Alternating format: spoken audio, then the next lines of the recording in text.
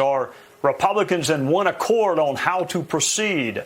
Joining us now, Congressman Tony Gonzales, who not only represents a district in Texas, but he represents a border district. Thank you for joining us, Congressman. It was a Texas congressman who filed impeachment articles. Did he consult with you or other members before filing his impeachment resolution?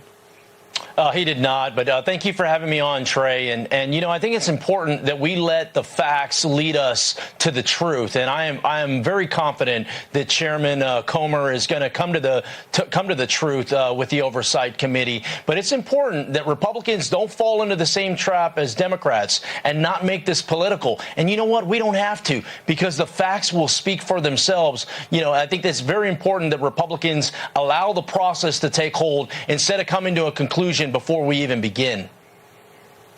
Yeah, Congressman, you raised the two impeachments on President Trump, and one of the criticisms was it was a rush to judgment. I mean, there was no investigation. Remember, they wanted witnesses during the Senate trial because they hadn't bothered to talk to those witnesses when they should have. So let me ask you, I mean, has the case against Mayorkas been made? Because this is the way I look at it. If he's doing what Joe Biden wants him to do, then why is the issue not with Joe Biden? I mean, if you want to get rid of somebody and Mayorkas is doing what his boss tells him to do, then why stop with Mayorkas?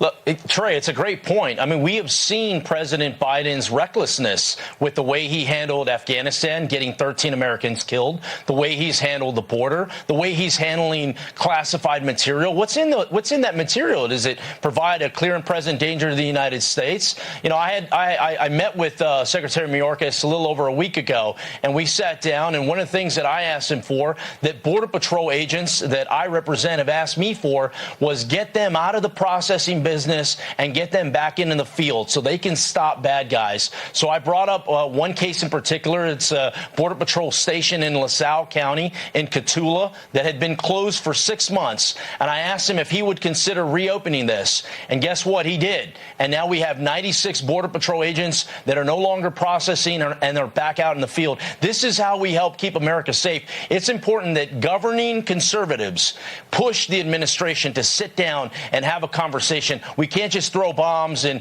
expect changes. We have to force them to have a change.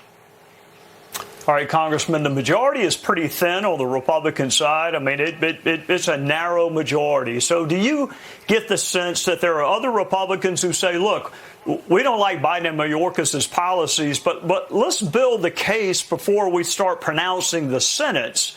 Impeachment is the political death sentence. I mean, wouldn't you want to build the case as much as you can before you go to trial?